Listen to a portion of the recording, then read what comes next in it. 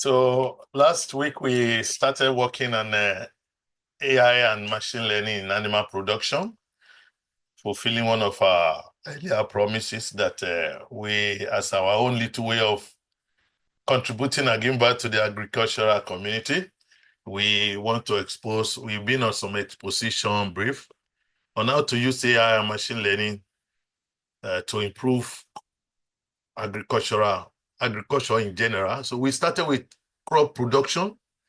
For the past several weeks, we were having crop production, and we went to even demonstration of real life modeling using weaker environment. And a couple of our new members have joined the trade. We now have, I think we have a research group on agriculture being headed by Professor Yekin. So if I'm not mistaken, from University of Ibadan.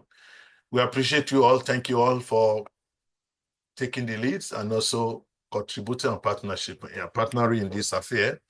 So we promised and we started fulfilling the second stage of this work, which is AI and machine learning in animal production. So we started last week, and we are going to continue with this presentation to see some of the possibilities. And after which, hopefully, we are going to move to a practical demonstration of few examples. So, and as usual, I always tell us, this is part of our important clarification series with the team, Let the Data Speak. So we are in the world of AI, machine learning, and data science. Of course, data science is a very old concept. However, the coming of machine learning let people feel as if data science is just coming now. No, it has been there, but they were doing it with using statistical method. As usual, whatever you use a machine learning to do, it turns it to be a boom. And that is what is happening to data science. I used to tell my listener that data science is not something that is new. However, the inroad of machine learning and AI into data science is what is new, and that is why everybody is talking of it. Whatever you're doing and you decide to add machine learning to it, it turns it to be another thing entirely. So, and that is the concept we are trying to see, okay, how can we make use of it in the animal production? So agriculture is something that we cannot do without. Take food away from anybody's life, there's no life again. And that is why it's very, very important. So the United Nations is talking of sustainability, making food available, prevent famine. So this is our little way of trying to energize people, guide them. And again, I'm very appreciative for some of our doctors, professors who have started encouraging their students in their university to start looking in this direction, how they can use AI and machine learning to improve whatever they have been doing before in the agricultural sector. So we appreciate you all, and we wish you all the best and success. So last week we started AI machine learning in animal production. We discussed the applications, benefits, and future outlook. We started with the overview last week, and then we move on to precision livestock farming. We have discussed what it is. So we refer newcomers or whoever want to our YouTube channel. The video is already there so that we can make up for whatever we missed last week. And as I always say, if you are coming for the first time joining us, don't worry, you are going to cope. So we are making it in such a way that it is easy for all. The theme of our engagement is AI and machine learning for all, irrespective of your field of endeavor, irrespective of your background. You can pick up AI machine learning and use it to solve problems you want to solve. And that is why we approach it from the no coding approach. Coding usually is the big trouble. Once you start learning Python, within 2-3 days, you will run away. Because programming is another thing entirely. However, AI is different from programming. If you know programming, that's an added advantage for you. However, even when you know programming, sometimes you want to get something done quickly, you can still use the no coding approach to build your machine learning model and quickly deploy it. Because a single error in coding can take you days before you are able to figure it out. And luckily for us all, there's no condition that you must use programming for AI solution deployment. No condition for that. even for those in the academics. There's no journal that will insist that your model must be built in Python, MATLAB, or R. No. What matters is you must follow the basic principle and the good practices of machine learning model building and deployment. Once you stick to that, you are good to go. So thank God a lot of people from different backgrounds with zero knowledge of programming have been able to tap into this kind of idea and use it to build several solutions, deploy them successfully, publish several of such work, and pushing them as some of the best forerunner in the various fields of endeavor. So that is just to tell us, especially for those that are joining us, you have nothing to fear. You have not lost much, so you can always catch up because it is AI machine learning made easy for all. So, as I was saying, after the overview, we look into precision livestock, where we spoke a lot about automated weight tracking using 3D cameras. So, and I remember we had a very unique question coming from one of our respected senior participants there on the use of 3D cameras to automate, to do weight tracking for animals. As we know that I would like to delve into this, reminding that question again a little bit. When we say we use 3D camera, this is one of the unique attributes or unique capability of machine learning, or what machine learning has in stock. So, and that is why in my introduction to machine learning, I used to make a quote that machine learning is the next internet. Next internet. So, and when you know the definition of internet, something that came and revolutionized the way we do things. Internet made it possible for us to be here this morning. Some people are actually with us from UK, from Saudi Arabia, from US, from Canada, from Ibadan, from Akungba, from Ikare, from different parts of the world. What made that possible? That is internet. In some years past, we can't ever imagine that somebody will be teaching us why we are far away, thousands of kilometers from each other. That was what internet brought.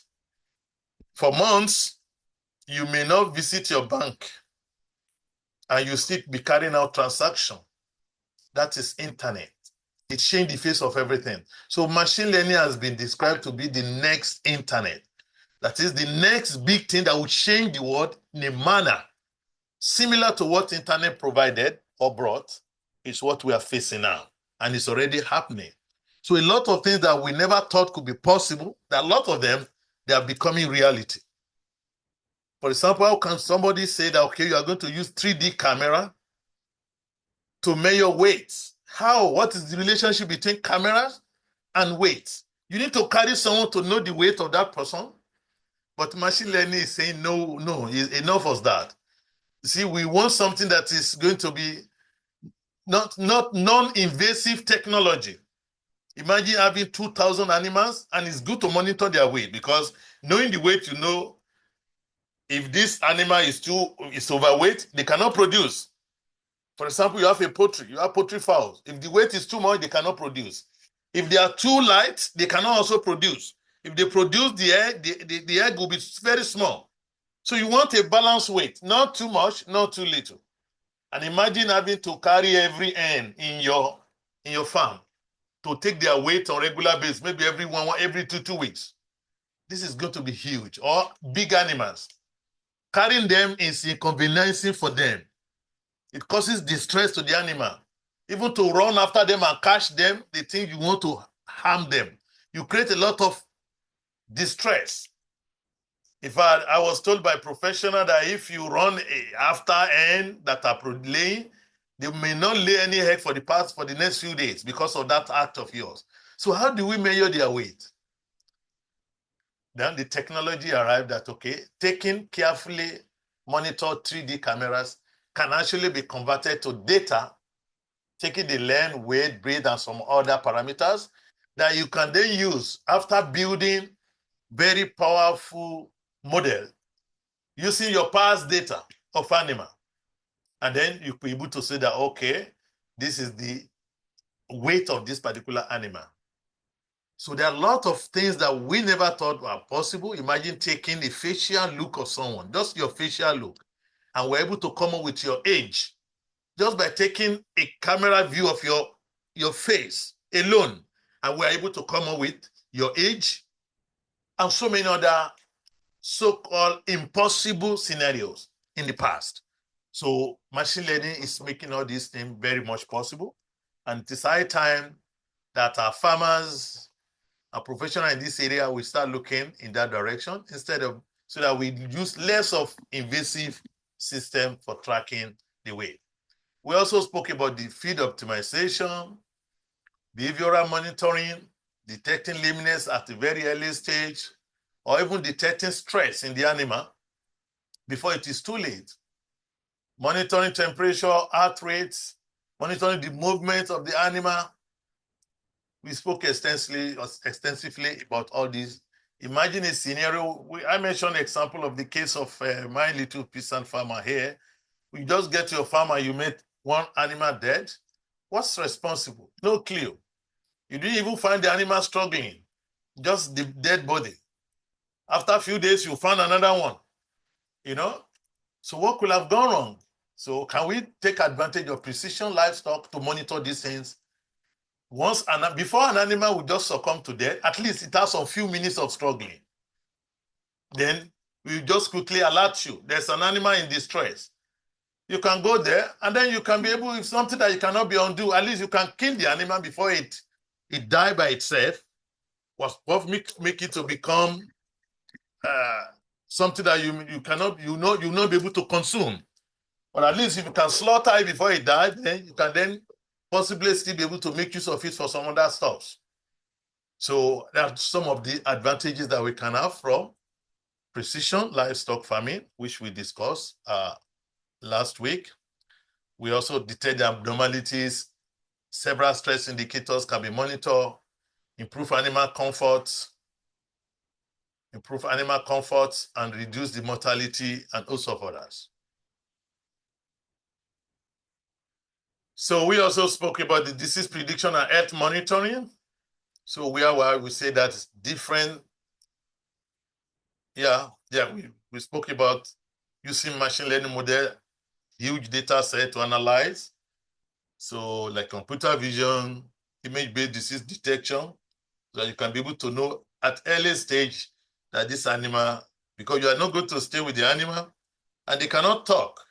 Human being will talk and say, okay, except babies who cannot talk. And that's why it's very challenging taking care of babies.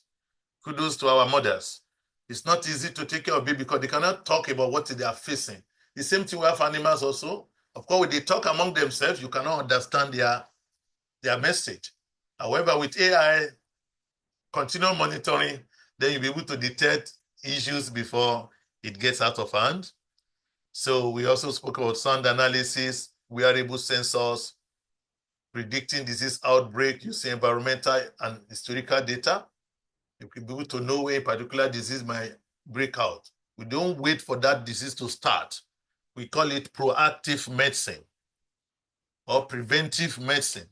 So before it starts, you already put everything in place to attack the disease.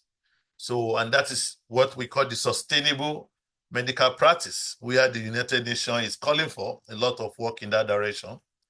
So all these, if they are well implemented, will lead to lower treatment costs through early intervention. If you intervene in disease outbreak at very early stage, you are not likely going to lose the animal much, and you are likely going to prevent it from spreading to neighboring farms and others. We also spoke a little about breeding and genetic optimization. So where you have AI application that can help you identify the optimal breeding pairs by analyzing genetic data and performance traits that you desire. It's now being made possible in what we call prescriptive analytics. We discussed type of data analytics last few weeks. In prescriptive analytics, this is where you optimize. You see, you want a particular trait. Prescriptive analytics answer the question, how can we achieve this? You have a particular trait you are looking for in an animal. and you want to do breeding or cross-breeding, whatever we call it. So it come up with the parameter for you. What is going to be the input? If you input this, then you can get this particular trait. So that will give you what you are expecting, something that could have taken you several months or weeks or even years in the laboratory. AI machine learning will have that capability of doing a lot of simulation to be able to come up for you, to predict the genetic trait that will lead to better crossbreeding for your system. Also, the genomic selection, which speed up livestock improvement. And also of the benefit that we actually explain, improve traits like milk yields, growth rates, disease resistance. In fact, I think we also need drought resistant now. I know some plants that are crossbreed version that are drought resistant, especially now that rain is becoming unpredictable. See, in the rainy season, sometimes you experience sudden drought. In the middle, suddenly, for weeks, there will be no rain. So definitely we need hybrids that could withstand sudden drought or something related to that. These are some of the areas where you can use AI machine learning to actually optimize the breeding and genetic system. Of course, faster genetic gain through predictive analytics can happen, and support for sustainable livestock improvement. So I can relate to that. So you plant some maize now, and then suddenly in the past few days, there's not been rain, and you can see the maize, how they are kind of responding. So in the afternoon, very weak. So can we have trees that can withstand such sudden or unexpected break in rainfall within a short period of time? These are some of the possibilities we're looking into. The feed management and nutrition, I believe that was where we stopped. So this is another area where AI and machine learning can be beneficially deployed. Smart feeding system that use AI to deliver the right feed at the right time, thereby optimizing cost and growth. You see, from my own little experience, I know people in that area will know better. So I got to know that if you feed your animal too much, they will not produce. And if underfeed them, they will not produce. So how do we know? So I was asking a friend, I said, okay. He said, give them this particular number of bowls for so number of animals, so that there will not be overfeeding. And then the kids, they reduce it, and then the animal also refuse to produce.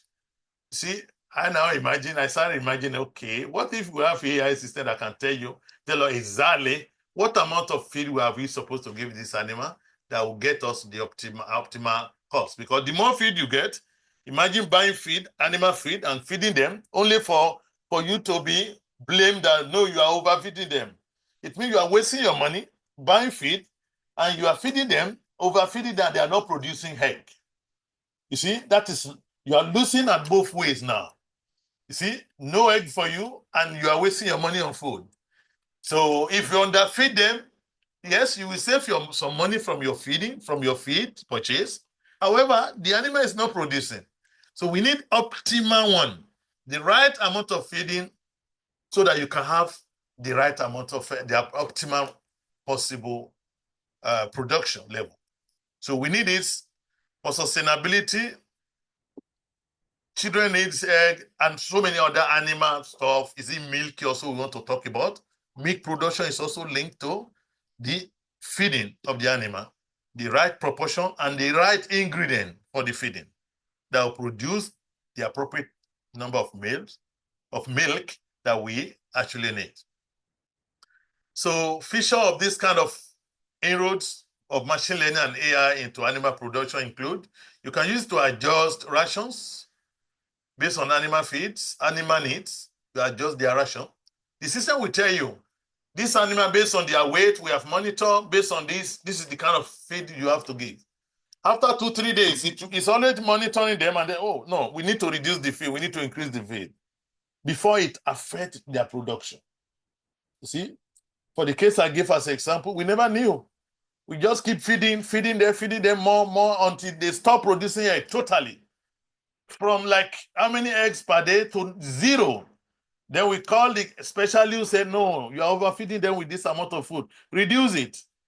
And then they started producing. Who can imagine that you are trying to feed animals as much as possible? You are actually guilty of not making them to produce. Then we reduce it and they started producing. Along the way, something went wrong, the kids reduce it further, and then they stop producing altogether. So you can see how important it is for us to manage the feeding of these animals in order to continuously ensure that we are in the right production level, which is in line with the United Nations Sustainable Development Goal. So monitoring the feeding behavior. If an animal is not feeding well, it's one of the things you can use to identify disease sign very early. You see, before an animal just collapses, if there's no case of maybe reptile bite or whatever, animal cannot just collapse one day and just go like that. Maybe it has been having some feeding behavior that you cannot notice it because you give them feed and you go, even if you sit down there. So even stay them too much, stay close to them too much, you are disturbing them. You need to let them live normal life. So we can deploy some of the technology we've mentioned to monitor the feeding behavior and their consumption level. So reduce feed waste and improve the growth efficiency. So I've given a practical example of that, how close monitoring using AI machine learning can prevent you from wasting your food, wasting your money, wasting the input to the agricultural system, and can also improve the growth and efficiency of the system. Next, we are going to talk about automated milking and feeding systems, where a lot of work has been done in this area. So we have the robotic milking system, like Lily Astronaut, that are just milking based on cow data. So human being, we want to get as much as possible, but do you know the capability of the animal? Some milk them until it become painful for the animal, and lots of things that are involved. So a lot of effort are in this level. So that's, of course, we're going to discuss some of the challenges of some of these interventions.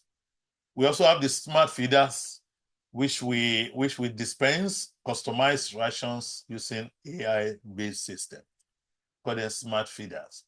They're already in circulation, they're already in use, though it may be costly, depending on what you want to use it and from which part of the world you want to use it.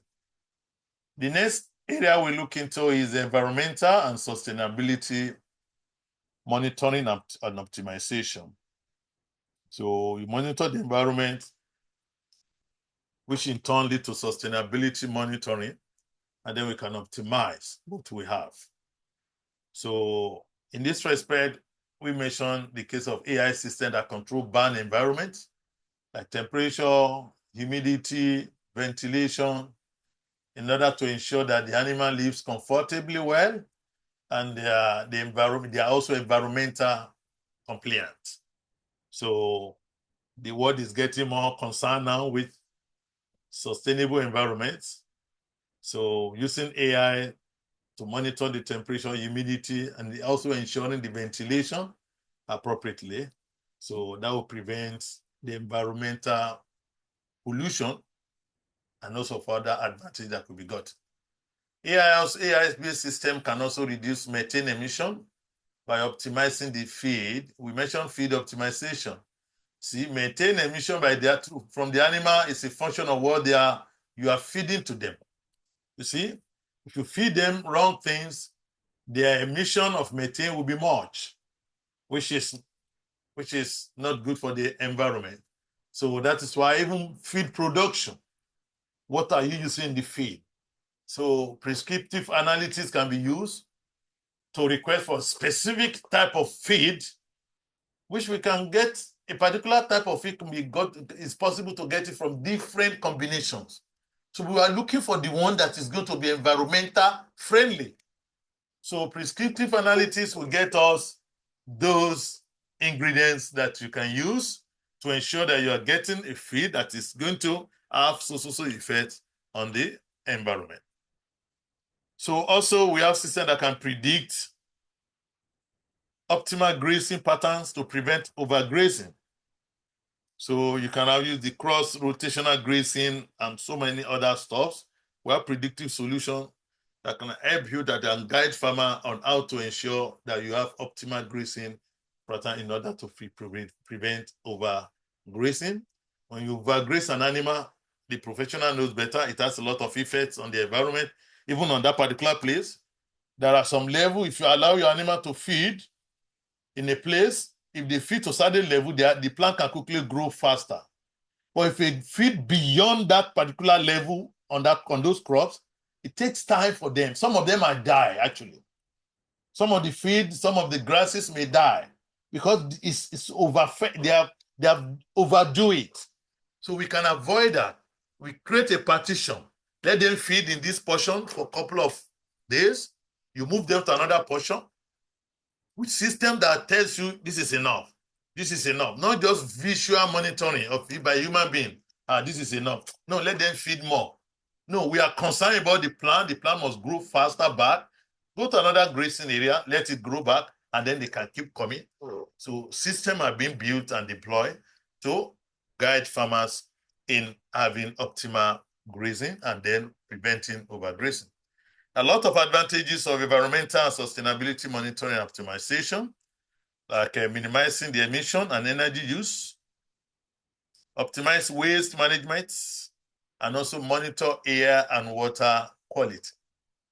So there are a lot of systems of AI and machine learning that can be deployed in this scenario. If you get to some animal, husbandry, get to some farm where there are animals, some people are very allergic, they may not be able to wait there because the odor is very offensive sometimes. Yeah, we visited farming that you practically, if you're allergic to such things, you practically have to cover your nose for you to, and some people are working there. However, with the right management of the emission and environmental ventilations, you can control such a thing that you will even be in a farm and you have to ask yourself, am I really in the farm? Because those offensive odor that we are accustomed to is not going to be available there. Yes, it's the right monitoring, appropriate cleaning actually that determine all this. Just like some clinic. In some standard clinic, you have some unique odor that you almost want to throw up if you get to some clinic. But these days, you have clinics that are so well kept that you have to remind yourself that I'm in the clinic because there's no any sign. Because any odor that is coming out, the biologist knows that it is bacteria that is growing somewhere that is not supposed to grow, or as the case may be. So they can actually be monitored and they can be controlled to ensure that our environment is habitable in a sustainable manner. So now we move into the benefit of AI and machine learning in animal production.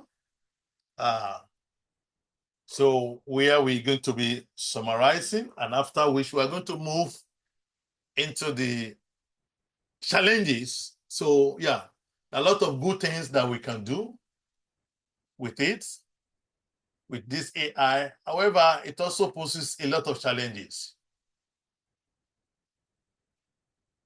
It also poses a lot of challenges. And then how can we mitigate it? What can we do to ensure that the right thing is being done?